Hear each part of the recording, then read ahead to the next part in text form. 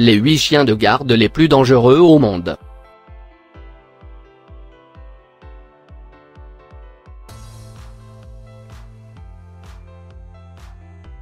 Numéro 8. Malamute d'Alaska. Le Malamute d'Alaska est un chien originaire de la région arctique des États-Unis, et c'est l'une des races les plus anciennes et les plus proches du loup dans la catégorie des chiens de traîneau et des neiges.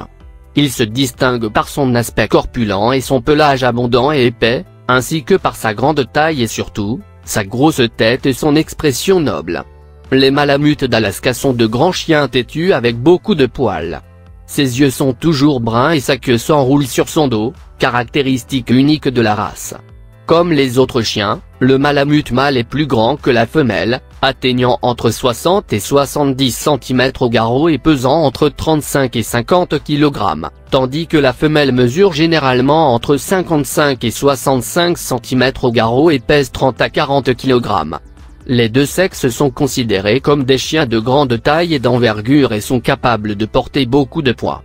C'est un animal qui a besoin de discipline dès son plus jeune âge, car sans une bonne éducation il peut devenir un chien dominant et destructeur. Les Malamutes sont très protecteurs envers leurs propriétaires et leurs enfants, prenant soin d'eux comme s'ils étaient leurs petits.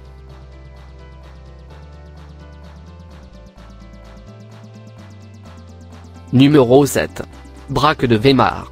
Le braque de Weimar est considéré comme la plus ancienne race de chiens d'Allemagne, et est encore aujourd'hui un chien de chasse polyvalent et passionné. Mais l'aristocrate parmi les chiens, avec son pelage argenté brillant et son expression fière, devient de plus en plus populaire auprès des amoureux des chiens en dehors du monde de la chasse. Cependant, il ne peut être gardé comme chien de famille que s'il reçoit suffisamment de divertissement pour remplacer son activité de chasse. La maison comtale de Weimar, considérée comme le berceau de la race braque de Weimar, appréciait déjà les qualités de chasse polyvalente de cet élégant chien gris argenté au début du XIXe siècle. Son nez fin caractéristique, sa résistance, son acuité de chasse et son obéissance envers son humain de référence, ainsi que son instinct protecteur et gardien, ont fait de cette race un compagnon pratique et élégant pour l'aristocratie et pour les chasseurs. Le braque de Weimar atteint une hauteur d'épaule de 60 à 70 cm, ce qui en fait l'un des plus grands chiens. Il pèse entre 30 et 40 kg. Les femelles sont légèrement plus petites et plus légères que les mâles. La couleur du pelage gris a différentes nuances allant du gris argenté au gris cerf et au gris souris.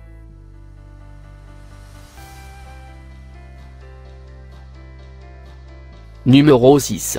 Terre-Neuve. Terre-Neuve est une race de chiens géants du royaume canin. Le Saint-Bernard a été croisé avec cette race pour lui donner de la taille et de la vitalité.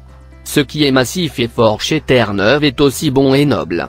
Comme le Saint-Bernard, il est également utilisé pour les sauvetages, mais pas dans la neige, mais dans l'eau. Comme son parent, le Labrador Retriever, il a une toile interdigitée entre ses orteils qui l'aide considérablement à nager. Pour les personnes capables de garder un de ces géants, le Terre-Neuve est l'animal de compagnie idéal. Noble comme le Saint-Bernard au point de fatiguer tout le monde avec sa patience, mais essayez de ne pas le mettre en colère car s'il tire, il n'y a personne pour l'arrêter. Excellent avec les enfants de la maison, même si la maltraitance des enfants ne devrait pas être autorisée. Il ne présente pas de problème avec les autres animaux de compagnie.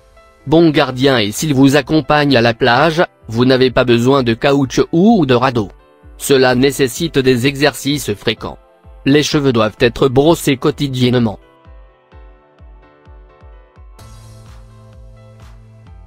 Numéro 5.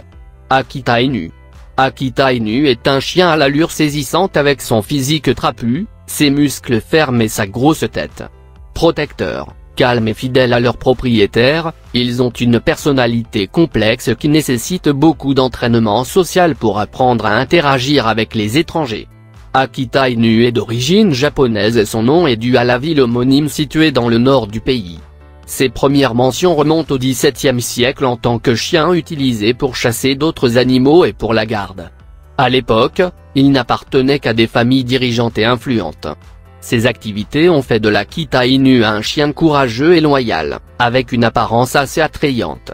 Au fil du temps, ils ont attiré l'attention des éleveurs de chiens étrangers, qui était chargé de l'exporter vers les pays européens et américains.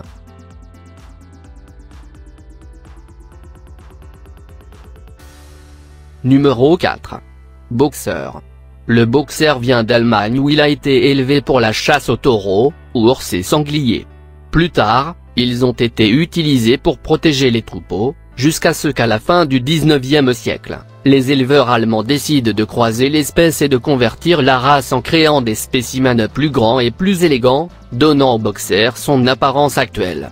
Dans les années 1920, il s'est répandu dans toute l'Europe et plus tard aux États-Unis. C'est une grande race avec une construction forte et musclée. Les mâles pèsent environ 30 kg et les femelles un peu moins, autour de 25 kg. Il a une structure courte et carrée et sa musculature est fine mais très développée.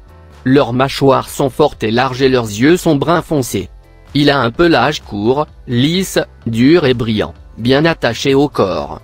La couleur peut être fauve dans différentes nuances, du rouge clair au rouge foncé. Le boxeur se distingue par son brio et son intelligence. C'est un chien très vif et audacieux, toujours alerte. Ce n'est pas une race nerveuse mais il s'excite relativement facilement si quelque chose éveille son attention.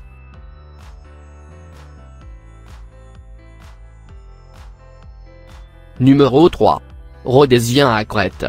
Connu pour son instinct de chasse et pour sa résistance à tous les types de climats, le Rhodesian Crested a évolué pour devenir un compagnon calme, très amical et équilibré avec son groupe familial. Son tempérament réservé est parfait pour ceux qui apprécient l'intimité et la discrétion, tandis que sa nature protectrice fait de lui un excellent gardien du foyer. Les ancêtres du Rhodesian Crested étaient des chiens semi-sauvages qui accompagnaient les chasseurs des tribus sud-africaines dans l'actuel Zimbabwe. Ces chiens se distinguaient par leur courage, puisqu'ils étaient capables d'affronter les lions, et par leur crête frappante sur le dos. Les Rhodésiens à crête sont de grands chiens forts avec des muscles puissants. Ils ont une construction robuste qui ne les empêche pas de se déplacer avec agilité et à grande vitesse lorsqu'ils courent. Son rein est ferme, musclé et avec une légère chute vers une croupe légèrement incurvée. Les pattes sont droites, fortes et dotées de doigts palmés qui leur permettent de se déplacer facilement dans le sable.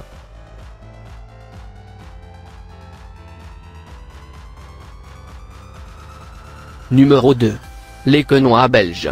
Le L'Équenois est un chien de travail de taille moyenne à grande, musclé mais très fort et puissant. Ses proportions sont parfaites, très équilibrées et donnant un aspect rustique et robuste, mais en même temps très élégant. Le berger belge L'Équenois a ce qu'on appelle un corps carré, c'est-à-dire que la hauteur au garrot est égale ou presque égale à la longueur horizontale de son corps. Ses pattes ne sont pas très longues, mais elles sont très fortes et agiles. Il a une longueur moyenne et une queue très forte et épaisse. Le poil du L'Équenois, comme nous l'avons dit, est ce qui le différencie vraiment du reste des bergers belges. Dans ce cas, on retrouve un chien au pelage dur, rugueux, fort et sec. La couleur est rougeâtre, avec des zones sombres sur le museau et la queue.